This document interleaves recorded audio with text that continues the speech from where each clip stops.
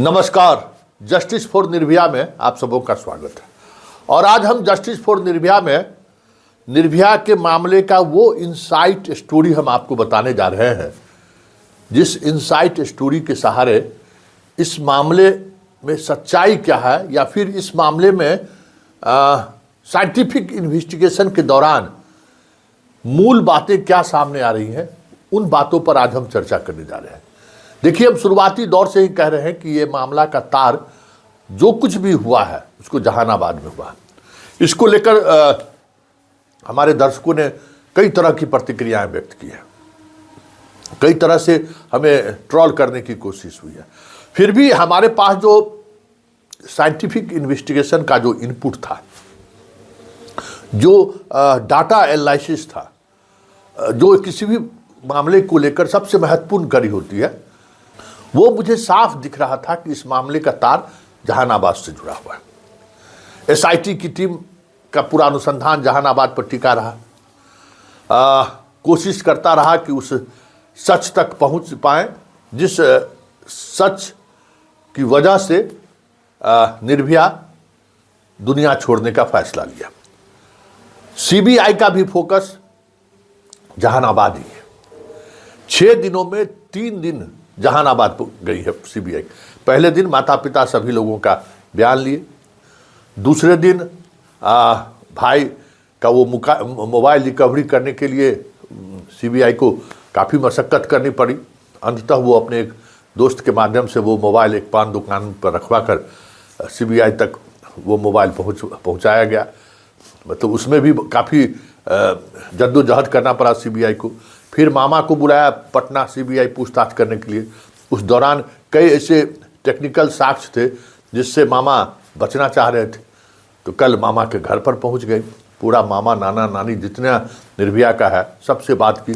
फिर गया में जो उनके रिश्तेदार रहते हैं वहाँ जाकर बात की। ये क्यों? ये आपको लग रहा होगा ना, पप्पू यादव भी कह रहे हैं कि परिवार को प्रताड़ित कर रहा है, हॉस्टल वाले को कुछ नहीं कह रहा है, अस्पताल वाले से कोई पूछताछ नहीं कर रहा है, सीबीआई भी जो है सो गांव पर ही जा रहा है और लोग मीडिया ट्रायल कर रहे हैं। तो आज हम वो इनसाइट स्टोरी आप तक पहुंचा ही देते हैं कि सीबीआई हो चाहे एसआईटी हो, क्यों जहानाबाद जा रही थी और जहानाबाद में क्या छुपा हुआ है, जरा इस बात को समझिए। देखिए, एक नंबर है, फोन कॉल का एक नंबर है जो 30 नवंबर 2025 तक जिससे निर्भया की काफ़ी बातचीत होती थी, लंबी बातचीत होती थी। और 30 नवंबर के बाद उस नंबर से फिर बातचीत नहीं हुई है। लेकिन 30 नवंबर से पहले बड़ी लंबी बातचीत होती थी रात बेगर में, और जिससे बात होती थी वो उसके ननिहाल साइट से उसका रिश्ता है।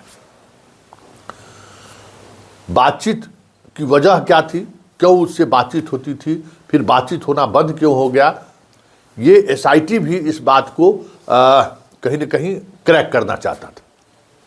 हमें लगता है कि सीबीआई भी उसी सीडीआर के सहारे इस बात को क्रैक करना चाह रहा है कि भाई आखिर जिस लड़के से उसकी बातचीत होती थी क्यों ब्रेक हुआ, फिर क्या हुआ।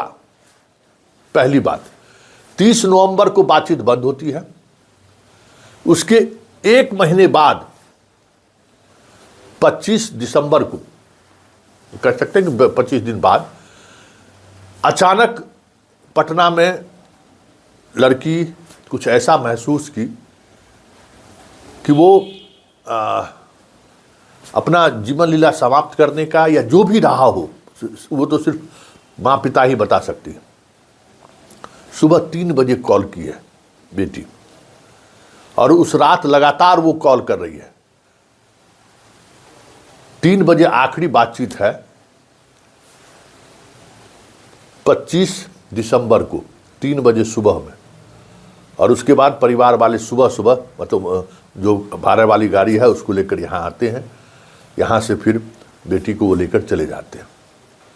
और उसके बाद बेटी 5 तारीख तक वहीं रहती है, और 5 तारीख को वहाँ से वो निकलती है, पटना पहुँचती है, और 6 तारीख को जब वो हॉस्टल का गेट तोड़ा जाता है तो फिर वो बेहोश पाई जाती है। इस बीच जहानाबाद में क्या हुआ, एसआईटी और सीबीआई भी यही पता करे, क्योंकि निर्भया के शरीर पर जो इंजुरी था, वो इंजुरी 6 तारीख को जब अस्पताल में भर्ती हुई थी, तो वो इंजुरी साफ 4-5 दिन पहले का वो इंजुरी था, 1 सप्ताह पहले का वो इंजुरी था। और वो इंजुरी जो कह सकते हैं कि सिर्फ यहीं पे नहीं था, कई जगहों पर, शरीर के कई हिस्सों पर वो इंजुरी था।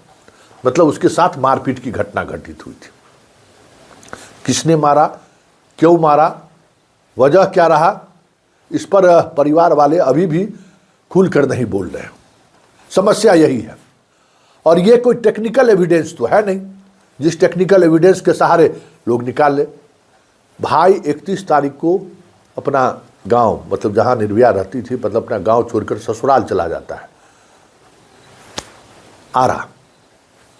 5 दिन तक वो आरा में ही रहता है, जब तक निर्भया पटना नहीं चली जाती है। उसका मोबाइल फ़ोन इसलिए लिया गया, बार बार इतना दबाव के बावजूद, जो वो देने से कतरा रहा, पहले कहा कि टूट गया, फिर कई तरह के बहाना बनाया। अंततः सीबीआई ने जब दबिश बनाई तो अपने एक दोस्त, जो उसका छोटुआ नाम का जो दोस्त है, उसके बारे में जानकारी अगर लेनी हो तो मखदूमपुर से लीजिए। मिजाज क्या है, किस मिजाज का वो लड़का है। वो जब दबिश बनाया तो सीबीआई के दबिश के बाद वो लड़का जाके वहाँ पान दुकान पर मोबाइल रख के भाग गया। वहाँ से सीबीआई ने उसको रिकवर किया। इस बीच भाई ने अगर पीटा है बहन को तो क्यों पीटा, क्या वजह थी। और इस बीच मामा, जिस मामा के पास पुलिस पहुंची है, वो मामा कई बार अपने बहन के घर आई है। क्या वजह थे, क्यों आई, मामा भागने के बीच कोई बातचीत था, कोई कम्युनिकेशन था, क्यों उसके मोबाइल के पीछे सीबीआई पड़ी हुई है। इसलिए सीबीआई जो पटना में जो कुछ भी पोस्टमार्टम रिपोर्ट हो या अंडरगारमेंट्स में सीमेंट मिला हो, उस मुद्दे पर वो जा ही नहीं रहा है, क्योंकि वो एक कॉन्स्पिरेसी का हिस्सा है। हमें लगता है कि सीबीआई उस पर बाद में जाएगी। पहले सीबीआई ये प्रूफ करना चाहती है कि निर्भया के साथ हुआ क्या और वो अपनी जीवन लीला समाप्त क्यों की। बस इसी 2 बिंदु पर सीबीआई अभी काम कर रही है। और तीसरे किसी बिंदु पर सीबीआई फिलहाल ध्यान उस तरफ नहीं ले जा रहा है। एसआईटी से यही गड़बड़ी हुई। एसआईटी पूरे केस को अलग अलग एंगल से देखना शुरू कर दिया। अब पोस्टमार्टम रिपोर्ट पर भी मंथन शुरू कर दिया। उसके जो अंडरगारमेंट्स मिला उस पर भी मंथन शुरू कर दिया। मतलब इतने तरीके का अनुसंधान का कौन खोल दिया कि सीबीआई भटकते रह, सीबीआई कहते एसआईटी भटकता ही रह गया। लेकिन सीबीआई टू द पॉइंट अनुसंधान कर रही है।